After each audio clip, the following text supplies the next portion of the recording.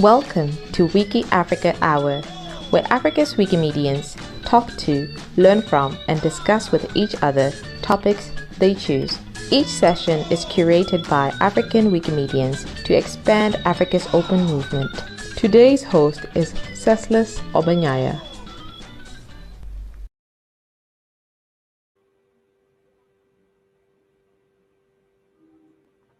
Hello, everyone. I welcome you to WikiIndaba 2021 virtual conference. I'm Ceslause Obanyaya, your WikiAfrica Hour host, and I once again want to welcome you to this episode 7 of WikiAfrica Hour, which is our WikiIndaba 2021 special edition, where we will be discussing the changes that have occurred at the community resources axis of the Wikimedia Foundation. We aim to shine light on what exactly these changes are, the Middle East and Africa Regional Grants Committee, and many more interesting details. This action, of course, reiterates the aim for which the Wiki in Africa team activated the Wiki Africa Hour podcast, which is to share current updates and highlights of Africa Wikimedian activities.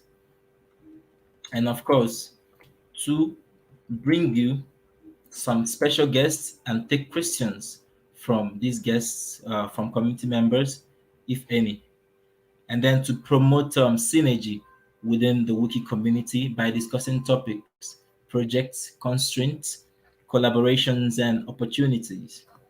This is why we have invited some very special guest speakers to this episode, like Kassia Echevarri-Queen, who is yet to join us. And of course, there is Veronica Thamaini, who is already here with us. We also invited Yaman Buzri, who we hope will join us shortly. And there is Derrick, Ndahiro, and Joy Agiepong. We will be engaging these guests in two panels. First, we'll go with the panel one, where we'll be engaging Kassia and Veronica. Welcome to the Wiki Africa Hour episode 7, titled What the Changes at the Community Resources Mean for You. Hello, Veronica. Hello, Ceslause. Thank you for making our time to be here Thank with you. us. Let's get started. Please introduce yourself, your name, and your role. Hello everyone, and thank you for being here, and thank you to Wiki Africa Hour for inviting the Community Resources team.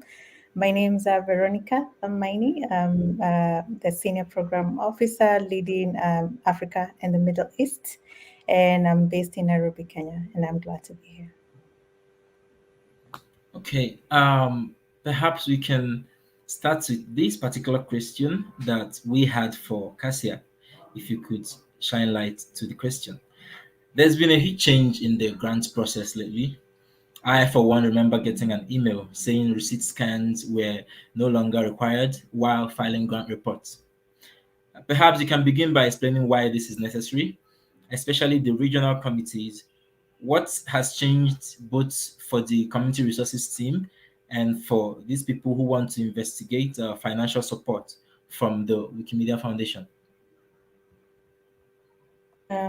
Sure. I think the major themes that, when we think about the funds we launch and the changes that you're seeing, we have four major themes. The first one is that we are transitioning towards a grant program that focuses on areas of the desired impact. So moving away from structures or processes that to some extent might have limited participation or people being part in the movement, of being people accessing resources to support them in being part of the movement. The other key thing is around decentralization, that we want to distribute power sharing with a regional focus, hence the regional committees, and we will be talking about that more later. And then equity being central to every element of the relaunch and its success. And that also speaks to us making a commitment to having a substantial increase in funding to underrepresented communities. And the fourth thing, looking at beyond funding, recognizing that beyond we need, to build capacity, we need to create spaces for people to learn and exchange ideas across affiliates and community members.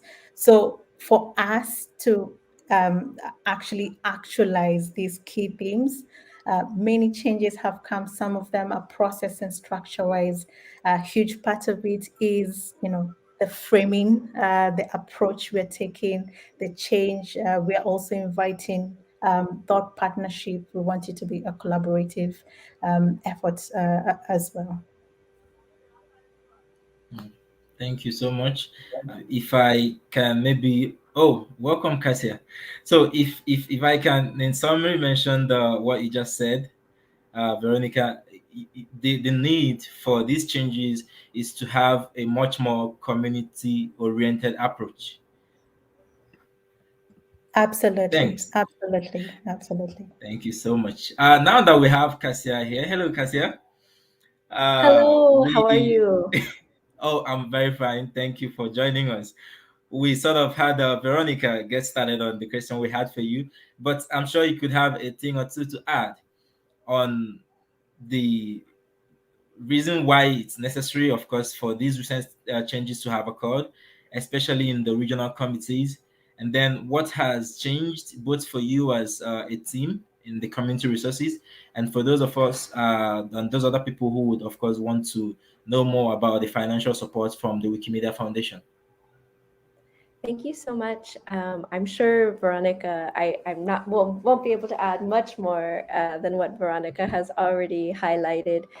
She's been with us from the beginning, but I think there was a very real recognition that we have an extremely ambitious vision and strategic direction that was brought together by the movement, and that our grant programs had to adapt and switch to be able to meet that very ambitious goals that we have, this that we want to achieve in the movement direction. And so we really started by stopping and listening to what had been working with the past grant programs, but also really talking with people all around the movement to understand what types of changes they would like to see. And one of the big major points was that we needed to find a way to make the grants more accessible to people around the world, and not just the smaller rapid grants, but to also have more funding available for people to be able to grow or to have long visions of what they wanted to see in their own communities. There was a very clear input that one size does not fit all, and that we needed to really have an understanding of what was happening in different people's regions, so that we could adapt and understand those contexts and provide the support that was needed to those to them. And so and there was also of course the major wish and desire to have the decentralization and the power sharing that came forward so much in the movement.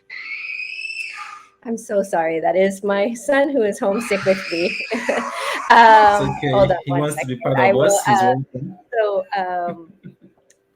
It's just COVID has been, he's home with me.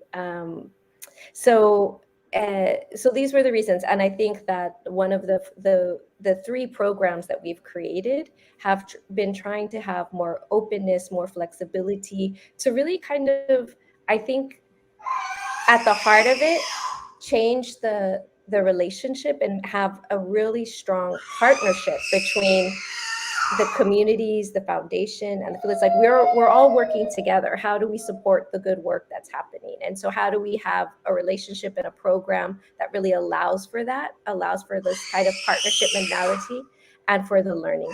Hold on one second. I'm sorry. Thank you, Kassia, for the details you shared with us. I'm glad to hear that decentralization of power was put into consideration while trying to make these changes. and of course to learn about the dynamism or dynamics that exist in the various regions of the global community. Thank you. Let's move on to the next question for you, Veronica. So all change for the community resources team, a new process, new platform, and of course new categories for application and new regionally focused committees, which of course we'll get to the committee later on. That must have been exhausting to manage and implement.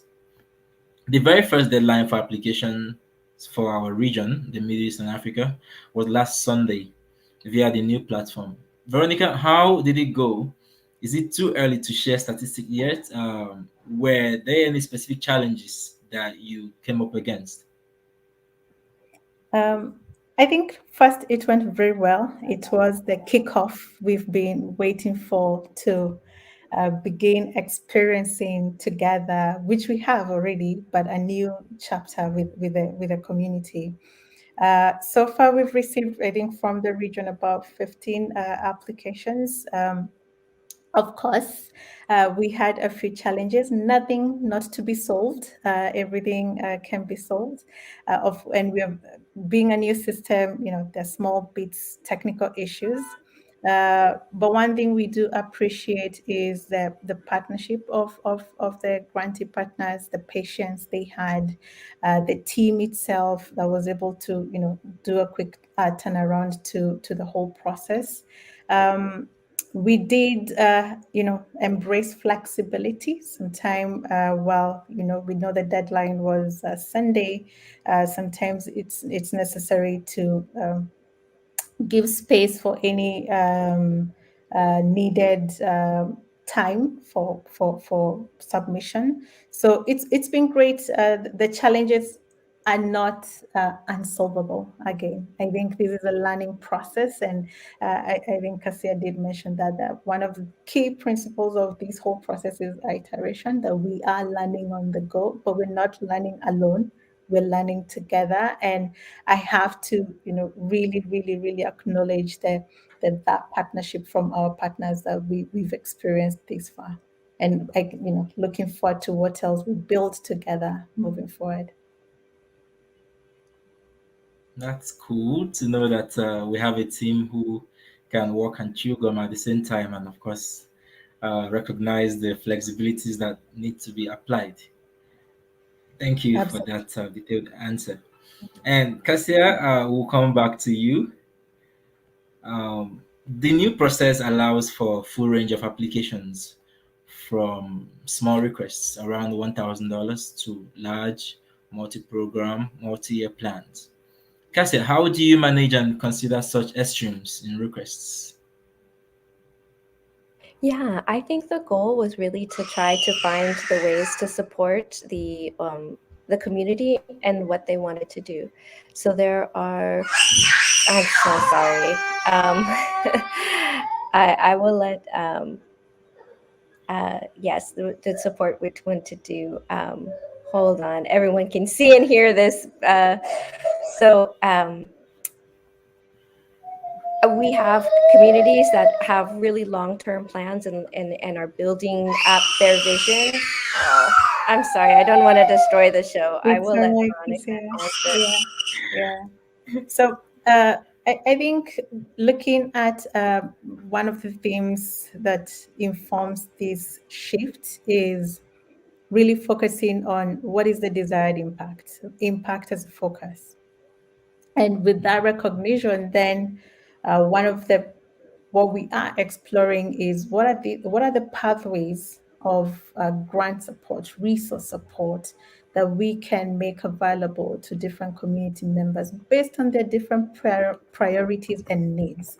It's not the needs of one community are very different from another community, and we are coming to that realization that we can put everyone in one box. We need to listen, and while we listen, and while we listen, then we are addressing those needs as they come. So I don't know if that answers your question, but that's how we are working with the range. And part of the range is also creating space for us to bring in partners who are mission aligned. They are not necessarily Wikimedia communities, but they are mission aligned and they can support us in achieving our mission and vision. So we have created a space for that. We've also created a space for those who are interested in development of tools that enable the work that we are doing, the technology and the research that informs that as well. So again, it's creating space and acknowledging that we can all contribute to the movement in different ways, and therefore identifying pathways that can resource those different ways. Thank you for filling in, Veronica. Kassia, perhaps you would like to finish up what you started, I guess.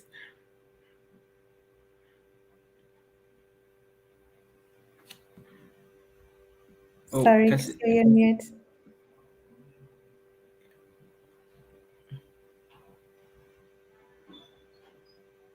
Oh, I think she's still muted. Kassia, could you unmute your mic?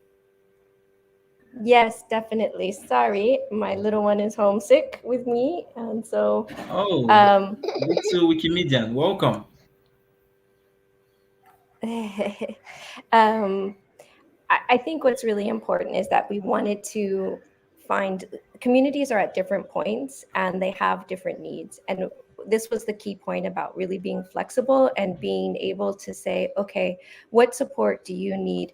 How can, whether you're at, you have a specific program that you want to do right away, or you have a longer term vision that you're trying to develop and you want to grow, how can we support everybody where they're at? And because we know different people are on different parts of this journey, and so I think that was a main goal, was to try to allow for that, that people could be supported anywhere they're at, and allow for them to really be a part of the community. I think we hope is like, as more people come in and we start with the other portions of the grant funding strategy, which is also about peer-to-peer learning, and really having sessions and understanding what's happening and trends, that we will be able to work together and learn if people, and be part of this kind of network and community all together. So as we said, it's not just about the funding flexibility, but also getting part of that network where we can have the peer-to-peer support and the learning processes together. There's so much rich knowledge happening, and so many amazing things that are happening around the world in the community. I think one of our goals is really to find a way for the communities to be able to connect and to learn from each other. I think this was something that they've really requested, and we really would like to see how we can support and facilitate. Thank you so much for digesting that further.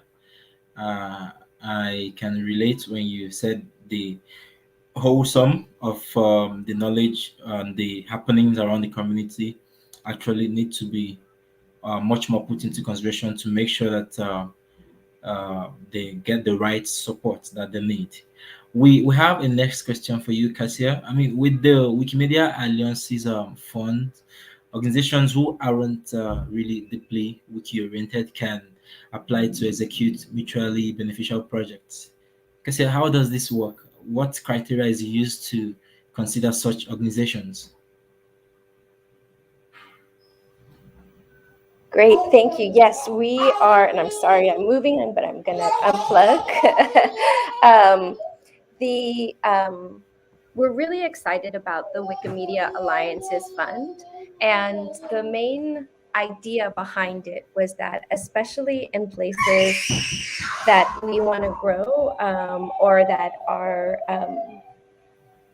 underrepresented, that how can we link with networks of similar organizations that can really help us, right? Help us expand, help us to combine and really make that growth exponential. So that is really what the hope is. And so we have a list of criteria. It's like they need to be able to work with organizations I'm sorry. They need to be able to work with organizations, with the community. They need to be working on something that will help the wiki movement. So is that awareness building? Is that contribution? Is that editing? What is that link that they have that's going to really help to further the wiki world, and also strengthen the community, or work with the community that they're in their locality? So I think those are some of the few of the criteria. So we're really trying to, if you go to the meta page, there's like the detail of exactly what we're funding and what that process will be. But I think we're really at this point wanting to be open to working with and experience and being with organizations, exploring what are the possibilities with organizations who are aligned, and if we work together, what kind of magic could happen with it. Thank you so much. I remember coming across something on these guys, the African narrative, and with these few requirements that you just mentioned, I believe it to be much more easier to guide those or such organizations who are not wiki oriented to be part of the process when it comes to assessing funds for their mutually beneficial work that will also benefit media. And I have also come across memos on DIF about Wikimedia Enterprise, the Knowledge Equity Fund, of course, the Wikimedia Alliance Fund, like you just mentioned. Could you please just drop more light on these other initiatives, Kassia? How do they fit, especially since you've mentioned what the Wikimedia Alliance Fund is about? How do initiatives like Wikimedia Enterprise and Knowledge Equity Fund fit with the foundation and the community's work?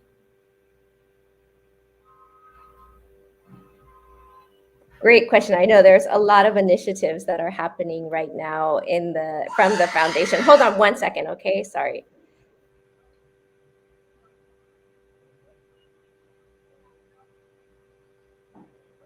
Hello, Veronica. Oh, okay, she's back. I'm sorry. He's just really having a tough time right now. Hold on. So the I just don't think it's gonna work. I don't know. Hold on. Perhaps you could bring him to the camera, or you can carry on, Veronica, while she comes back. Sure. So, Wiki Enterprise Knowledge Equity Funds. What are these things? Okay. So I will leave some for Kassia to respond to, but Okay. Overall, I think the foundation is seeking to create pathways of really achieving the mission ahead of us, which is an ambitious mission. When we say we want everyone in the world, every human being, to have access and contribute to knowledge, it's a big task. And while we have the existing wiki movement, we have to recognize first and have an honest conversation of who have we not included before, who is missing, who is not contributing to this knowledge, what barriers are people experiencing when they want to participate, and beyond that, having an honest conversation about and where are they and how do we bring them in. And when we think about the how, I do believe that the different avenues, whether it's the equity fund, is one of the pathways of being intentional about and being intentional and showing a commitment to the mission that indeed we are committed to bringing everyone to the table to contribute to the mission. And I'll let Kassia take it from there. Yes, I'm so sorry, everybody. So the enterprise, Wikimedia Enterprise, is really interesting, and it is one of the things that came from the movement. And one of the things that we're going to be very interested in seeing is, like, with those revenue streams that will become from Wiki Enterprise, how can we then use that funding, right, to support the larger mission that we have, and to put more money into communities. So Wiki Enterprise is the new foundation, the new initiative. It will be spun off into its own organization. But it is, what's the exciting thing about it is that it will be an additional source of revenue and funding that can help support our bigger goals, because the vision is there, and there's a lot of work that needs to be done. The Knowledge Equity Fund was really brought about in response, and as a commitment from the foundation to try to really work on systematic racism. So that fund is specific about what are different ways that we can address systematic racism that occurs all around the world. And so it's really focused on looking at organizations around the world that are not necessarily working on wiki projects, but to have some connection to the greater ecosystem of what we're doing. And so by supporting those organizations, we're hoping that we help to move the needle in some small way for addressing systematic racism. And so those are its first round was just announced of the 5 organizations, and there's 5. And so it's very different from, let's say, the Alliances Fund, which is really focused on organizations that are working directly on wiki projects, that are working, it can be on racial justice and inequity, or it can be on many other parts of the wiki movement that are the knowledge gaps, or the information, or efforts that are happening to bring in more contributors or more content into the wiki movement. So there's a different focus. But yes, there's definitely a lot of exciting things that are happening and that have been announced recently. Thank you so much, Kassia. It's interesting knowing that the equity fund is sort of trying to do justice in terms of systemic racism and other things related. Coming to you, Veronica, obviously the community members, they need help getting with the new process. What resources support grantees to navigate the recent changes? So first we've had, and I'm going to speak to even the new round we just had. First, you have the program officer for the region. I think that's a key resource. They're closer to you, and overall, working with the program officer not only to develop your proposal, but to be there to clarify questions you may have about elements of it, whether you're thinking about program strategies that you've been working on for some time, or you want to bring in some experimentation and innovation to your work, or you're unsure about budget items that you might have included before, haven't been able to include before. Just many questions. So that, thinking of support mechanisms, the first part is the program officer. Secondly, we've had a number of office hours to gradually introduce the different changes to the community members, whether it's officers focusing on the application process or the new system that we're using. We've also developed application guides that are tools to enable an applicant or who's navigating this new change in being able to know, there's this question, how would I respond to it? Or is there an example that I can look at? And finally, mainly always being there and being available to answer your questions and address any concerns you may have, or any points of lack of clarity that we can, clarify. Okay.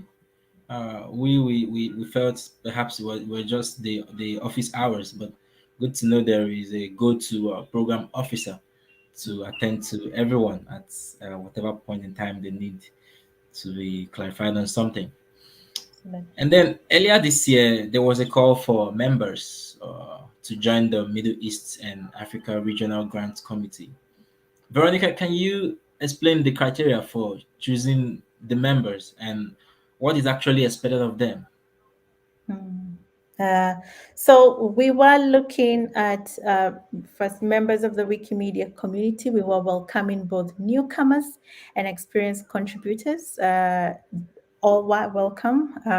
We were also inviting members of mission aligned organizations or individuals who had, particular expertise in the regions of interest that aligns with the mission as well. We were also keen on anyone who was not receiving compensation through a Wikimedia affiliate or the organization or a current grant project, and anyone who was not uh, receiving compensation in a paid role. Having said that, when we look at the selection criteria, we were keen on identifying individuals with experience with Wikimedia programs, in addition to the contributions that they're making on the online projects. Someone who was able to demonstrate a sense of commitment in sharing the skill they have, the knowledge they have, the network they have, someone who's keen on helping others grow generally. And we were looking for experience, in increasing geographic or gender or age diversity, whether it's in the actual work they do at the community level, whether you're an organizer or in working on different wiki projects that are not yet represented. So those are some of the things we were looking at when we were reviewing the many applications we got, which we are grateful for. And in terms of really what is their role, what is their role and their responsibility, one was for this particular committee is to build the foundation for a sustained committee work. How will the committee work? What is the role of the committee when we think about principles that support processes of decision making or proposal review? What does that look like? We also wanted to, we're keen on working with the committee so that they are able to identify processes that allow for them to share within the committee expertise, but also create opportunities to share skills across committees, especially on those skills that are needed. The other role that the committee plays is to support the community resources team and the applicants and the grantee partners, sharing knowledge across the region about, the grant process, about the community programs, for example, the community funding programs that we have. That's one of the roles the committee will be taking, and also working with them to identify what does that region need, what are the opportunities that we need to be looking out for, leveraging, and what challenges should we be aware of that while we work hand in hand with the communities, we are not we are also cognizant of the challenges that the community might be experiencing, and supporting in the resourcing, in the representation of voices, in the power sharing, and especially in the decision making around the resources. So mainly, and Kassia can add to it, that's the role of the committee. And remember, we are iterating, we are building, and we're doing this together. So as the year goes, with every learning session, which learning period, which the committees have already gone through, and I know they will share on that, we are learning new things, and we are building on what we're already building together. Oof, thank you so much. That's quite an exhaustive list of roles and, of course, the respective requirements that were used to choose the committee members.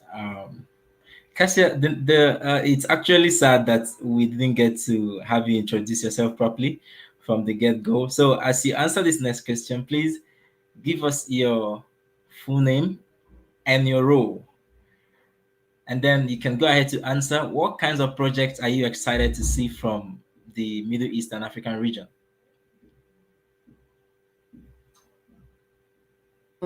So, hi, my name is Kassia Echevarri-Queen. I'm very sorry I did not introduce myself from the beginning. I am the director for the Community Resources team, the director of community investment, and I am based in San Francisco, but have fortunately had the opportunity to live all over the world, including in various parts of Africa, and the Middle East, actually. So both places are very near and dear to my heart. Um, I so I think when I hear and see the stories that are coming from Africa, it's really quite impressive. Like if you look at the amount of growth that has been happening in the Nigeria community of people supporting themselves within Nigeria to kind of really grow and expand and allow access to grant funding, I think it's really impressive. There are so many programs. Like we celebrated that that Igbo Wikimedia has user group had like the most female editors in a project outside, and it was amazing accomplishment. I think there is tons of amazing work that is happening all around, and it's really interesting to see how, and like to listen and talk to see how the different communities are thinking about organizing themselves and also supporting and helping each other to learn from each other and grow from each other. So I think those are really exciting um, programs that are happening in the region. And we're just looking forward to seeing more. I mean, I guess my big message is that if you have an idea, just come and talk. Everybody's welcome. Let's learn. We'll learn together, and we'll see where it fits and how it fits in the program, and we can provide the support that if there is support that's needed, whether that's through the community resources team or with the regional committee or connecting with your own local group. So I think it's really about making sure people feel welcomed and understand that this funding program is there for them and to support the great work that is happening on the continent um, and in the Middle East region. Thank you so much for giving us that diasporial view. And then over to you, Veronica. I mean, speaking from the African point of view, what projects would you like to uh, see, or what projects are you excited to see from our region? So, um, so I've been in the foundation for an year now, and one of the things I'm keen on, or the projects I'm excited to see, are those that really seek to prioritize their needs, like the community needs. Projects that recognize that, we might be doing, projects that are more aware or are aware, and we can support the awareness in saying this is what the community needs because of where we are, because this serves better, and this is a better pathway to achieving or contributing to the mission. I'm also excited about projects that are leveraging what everyone is calling the demographic dividend, the youth bulge in Africa. So really excited to see what community is doing with young people, and from an early age, of course, where possible, and following the right policies. And lastly, projects that work across nations, that work across regions, that promote collaboration, that approach solving different needs from a partnership and collaborative lens. Yeah, so those are the projects I'm excited about. Thank you so much, Veronica, and thank you, Kassia, for sharing your bank of knowledge with us during this session. Hopefully, there will be questions for you from our audience during the Q&A section. Let's progress to the panel two. For the panel two, we'll be having Derrick and Joy, since Yamen isn't able to join us up to this moment. Congratulations on being selected to represent the community in this process, Derrick and Joy. Please introduce yourself, starting with your name and your role. Derrick, you may go first. Thank you so much. I would say I'm among the blessed people to be part of Okay. this team, because it's not a matter of just being part of it, but then the opportunities that we are meeting and are benefiting from being part of this committee. So my name is Ndahiro Derrick Olta. I come from Rwanda, and I'm in Rwanda right now. I'm also a member of the Middle East Grants Committee. Uh, I'm also a jury coordinator for the WikiLabs Monument, the International Organizing Committee. But I also happen to be the founder for the Wikimedia User Group Rwanda. It's a pleasure being here. Thank you for that brief introduction, Derrick. Joy, how about you? Could you please introduce yourself, your name and your role? Okay, thank you so much for this opportunity. And just to add to what Derrick said, yes, it's a privilege and an opportunity to serve on this committee, because it's more like there's a lot of responsibility on us, and we have to ensure that there isn't any form of bias, and there is that level of sharing expertise and skills amongst committee members. So I'm Joy Japon, and I'm with several Wikimedia user groups, because the community or the movement has allowed that, which is pretty much exciting. And I will just mention the four of them. That's the Wikimedia Ghana User Group, Open Foundation West Africa, Wikimedia for Sustainable User Group, and the Wiki Women User Group. So I'm happy to be here. Thank you. Derrick, what are your thoughts on the change in the strategy and the new regional approach? How do you think this speaks to the 2030 recommendations, especially inclusivity and the rest? Is there anything about this that concerns you in the approach? Well, thank you so much. I would begin with appreciating the resources committee, the resources team, because I keep wondering if the committee of more than 20 people right now are doing a job that was being done by a team of not more than 10 people. So I would begin with appreciating them. So what do I make of this new strategy? I think first of all, it brings in the aspect of uh, participatory decision making,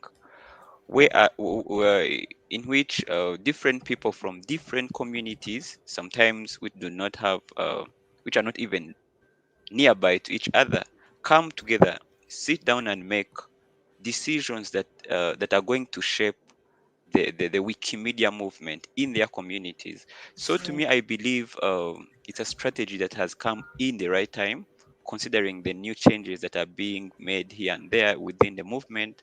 So I would gladly say that it has come at the right time. And then with regards to the 2030 recommendations, I feel like this strategy is helping in the implementation of some of the recommendations, inclusivity being part of it, because these are regional communities representing, I think, for about 7 different regions. So it's implementing, or it's putting into action, the aspect of inclusivity. People from different communities sitting down, sharing their ideas, sharing what they would want to see being done in their communities. Having all these people sitting down, making decisions, I think it really helps. And in the long run, I think it also plays a part in the improving and ensuring that there is sustainability within the movement. Thank you. Thank you so much for that response. Of course, with the 2030 recommendations in view, I can understand why there's need to decentralize power and have a regional committee to aid the process and make it much more accessible. Uh, Joy, the next question is for you. Some of our team members were invited to share their experiences with the committee members during the onboarding process. Can you tell us more about the training? What was the most important thing you learned? How do you think it changed your approach? Okay, thank you for the question. So, with regards to the training, it's exposed us to the different backgrounds of committee members, especially how their grants have been approved before, if it was rejected, or if it needed more elaboration or expansion, how the experience was. It also helped us know um, different backgrounds, how people started or joined the movement, and what projects of impact have they have done already.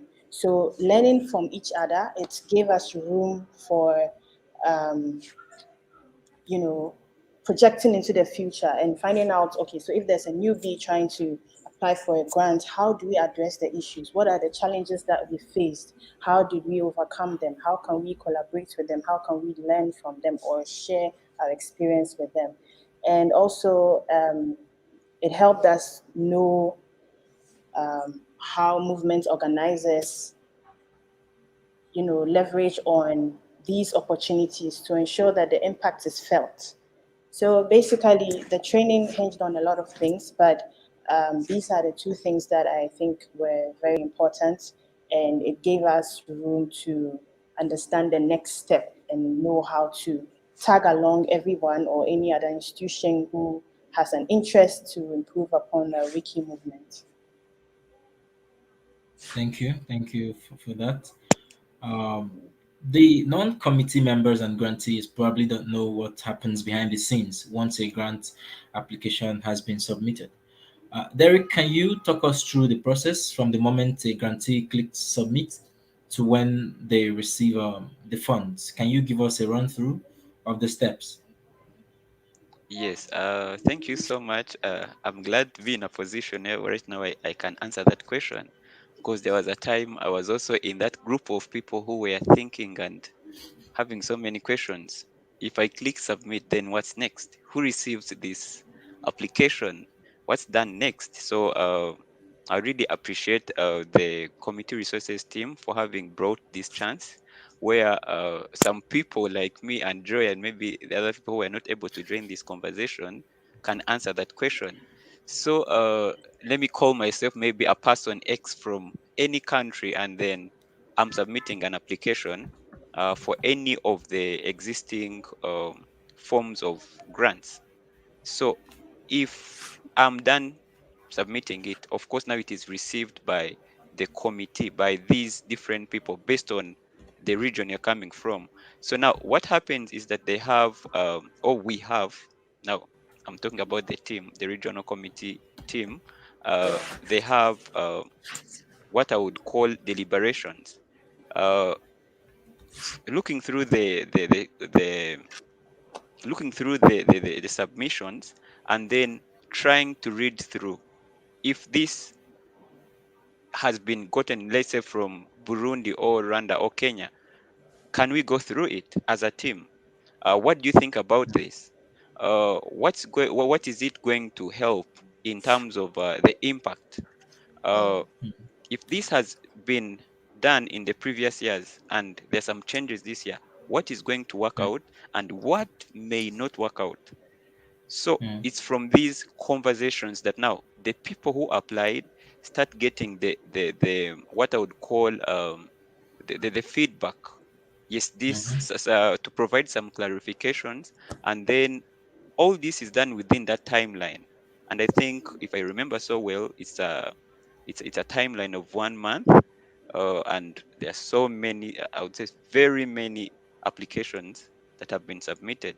So it's within this period that the team of people coming from different communities sit down have a conversation.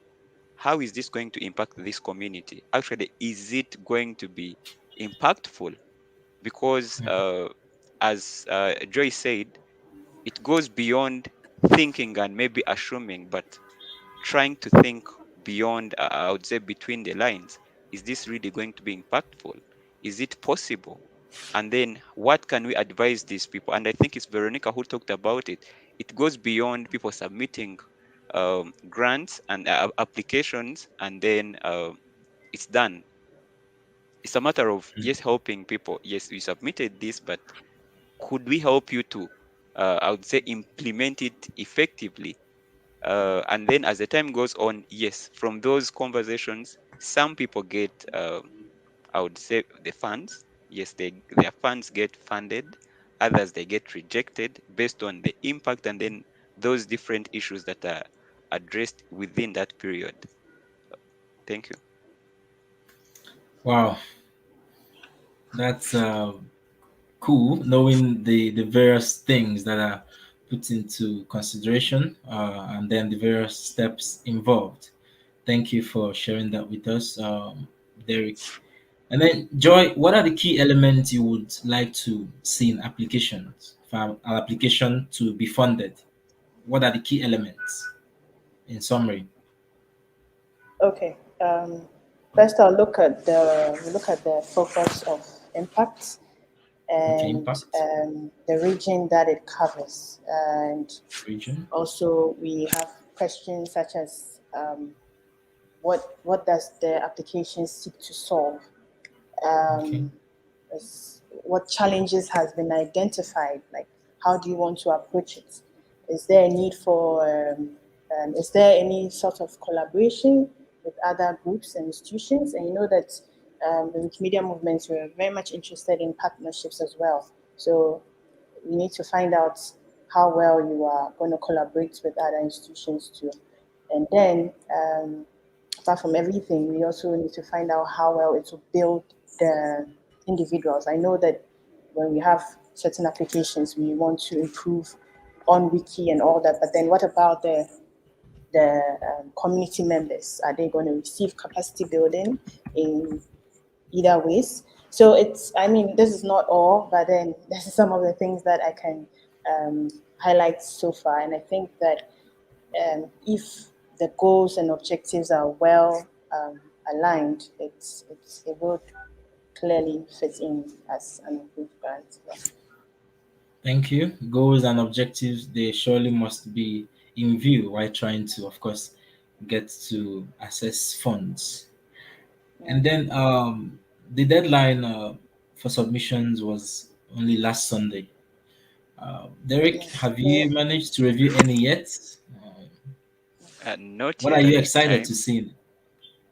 Okay, but what are you hoping that would excite you in the applications Mm. from our region? Wow, I'm very excited. One of the things I expect to see from the review, or some of the things that I expect to see from the submissions, one is projects that are really going to be impactful. Because Hmm, with these new changes, I believe even communities, the needs are becoming so many, and then the ways of addressing those needs based on the changes that are put in place, I believe we are going to have so many new projects coming in that are going to be addressing most of these issues. Uh, and then I think from these, I also expect to see new communities sending in their grants, showing a need to implement new projects that are going to be implemented in their communities. Yeah. thank you so much for that, and thank you, Joy, for responding to these questions that we asked. It's great learning more details about the processes and, of course, the expectation in terms of the projects that we hopefully would like to see get funded in the future. We'll be moving on to the Q&A session.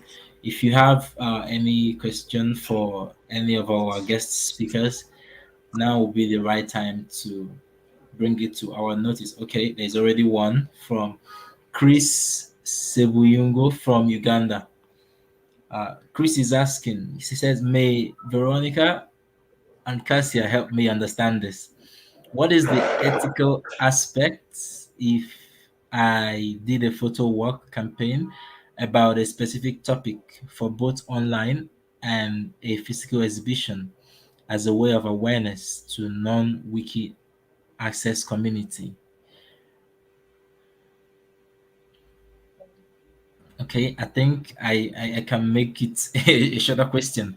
He's asking what ethically uh, would be expected in terms of an application for a photo walk campaign that handles both online and offline awareness for a wiki community that probably doesn't have access. So I could I think for okay, I'll attempt to respond to the question. So first, for every application, there's the basic requirements around, it needs to comply with the friendly space expectations, the universal code of conduct. It needs, the applicant needs to be, of good standing with the different policies of Wikimedia. With regards to it being online or offline or both, we have seen activities that are hybrid of the two. The question we would ask is, what,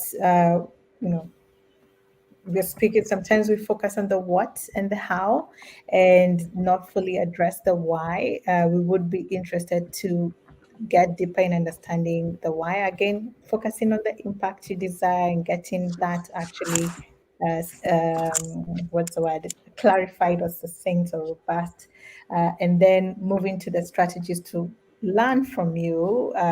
Why do you like, what, what's the intention of pursuing an offline path and an online path? Is it to complement your efforts for a particular audience, or what is it for?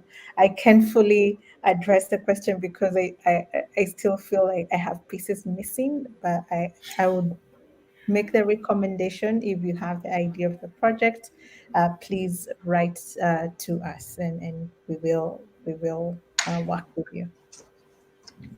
There you have it, Chris from Uganda. So you can go ahead and send in the proposal, and Veronica and the rest of the team will do well to guide you accordingly. And then the other question is, um, the research and technology grants can be applied strictly for in English and Spanish. What's the rationale behind proposing those two languages rather than English only, or accepting more languages? Kassia, you might want to take this.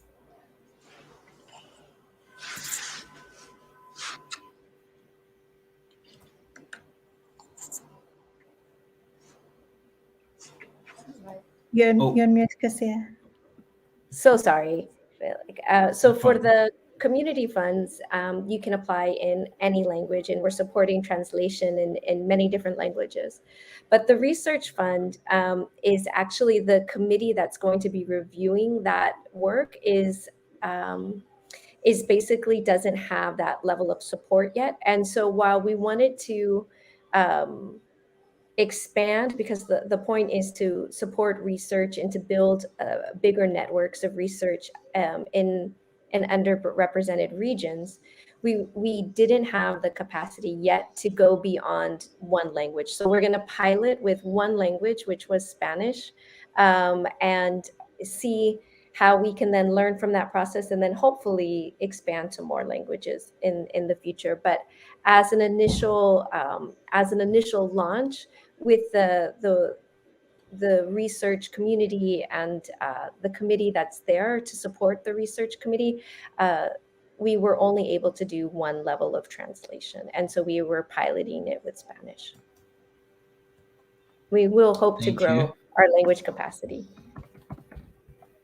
Thank you. We look forward to that growth so that more people can actually be able to perhaps those of us in the Igbo Wikimedia user group could apply in Igbo. So the next question is, how is it possible to have both grants from community funds and tech funds at the same time? Are those compatible, or are they not compatible? Veronica? Sure. Oh, Kassia, go for it. Yeah. Okay. Yes, we do. I think we have to look at what are the it will be possible. I think what we're hoping for is it really depends on what kind of grant you have. If you have general support funds, I think we would really like to see the funds that you have there come in and that kind of be the full scope of the work you're doing. But we also, the technology fund, we know is going to be very specific about software development, and we recognize that maybe there's like an additional project. So at this point, you would be able to apply for both funds. But the scope of each fund, like the scope of the work for each application would need to be really, really clear. But at this point, especially with the funds being new, we are wanting to learn, and I think we're trying to have as much flexibility as possible to make sure people receive the support that they need. Okay, I just saw another question. It says, apart from institutions like museums partnering with Wikipedia for online content, what possibilities are there to use museum spaces to exhibit some of the success stories of the wiki world? Said, I'm eagerly waiting to hear from presenters. Okay, Veronica, would you like to engage? Yeah. So, what possibilities are there? I think we would be interested to understand the partnership or collaboration or the purpose. It's not clear for me as I read the question, from just looking at it about, is this a collaboration? What's the intended impact? Is this a strategy to achieve a particular outcome? I think we have seen projects where museums or GLAM institutions have collaborated with on wiki projects, and we want to see more of that. But again, coming to what are the what's the word I'm looking for? What are they meeting the requirements? Are they aligned? Is the purpose very clear? I think we would have to explore that, but we have seen and encourage possibilities and opportunities of institutions coming together to achieve a common goal. So I depending on the purpose, I don't know the purpose. I see some of the success stories, to what extent, who is contributing what and how and why. We don't have that information here. Okay, thank you so much. That was our last question, actually. And thank you, Kassia, also for addressing those questions directed at you from the community members who have followed this session so far. I believe the audience, they now have more clarity on the questions that they asked.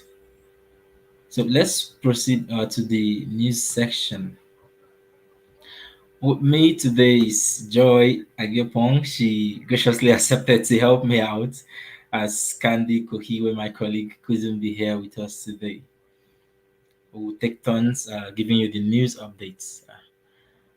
First, the Wiki Loves Women Focus Group will have a panel discussion at WikiIndaba on Sunday, this coming Sunday. The time is 1:50 p.m. UTC time.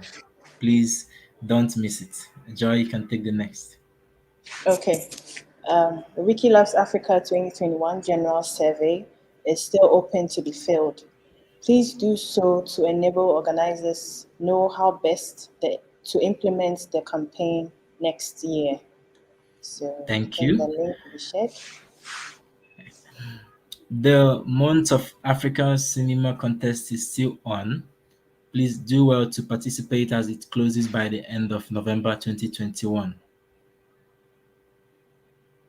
Okay. Joy? The new movement charter drafting committee members have been announced. Get to know who they are. The Wikimedia Foundation legal team has posted a draft of an updated conflict of interest policy on MetaWiki. You can learn more on the updates and give your feedback till November 22nd, 2021.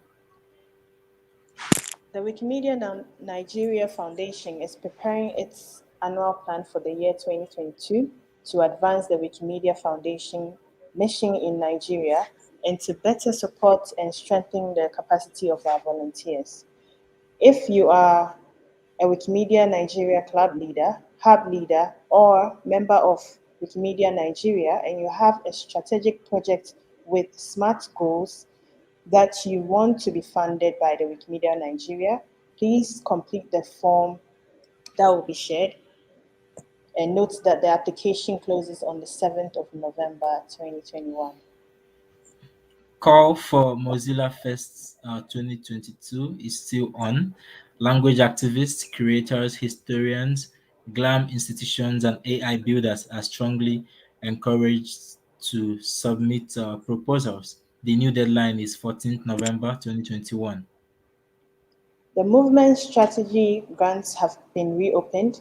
Please do well to apply if you have ideas to advance any of the movement strategy initiatives. The Wiki Loves Africa 2021 ASA2 campaign is on. Do well to participate as there are exciting prizes to be won. Wiki Loves Women She Said campaign is still ongoing. Please participate by creating an entry about a woman on Wikiquote. All languages are warmly welcomed.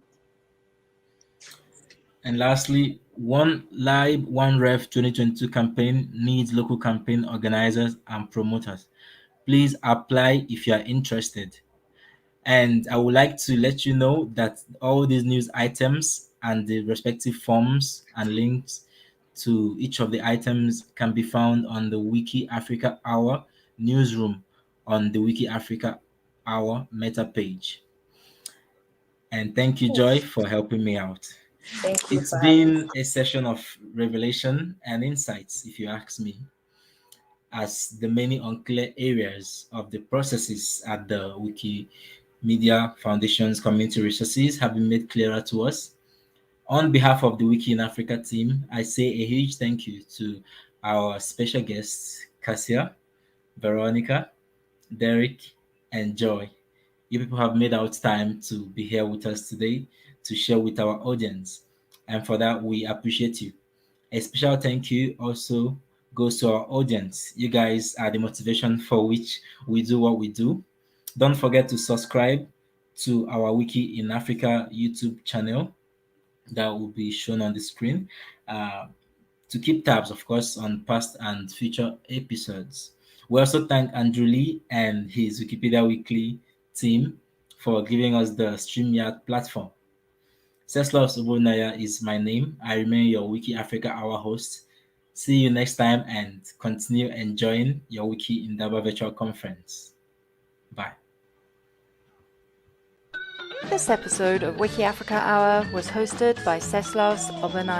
Let us know what topics you want to discuss and join us next month on the same channels. Subscribe to the Wiki in Africa YouTube channel and follow WikiAfrica on social media.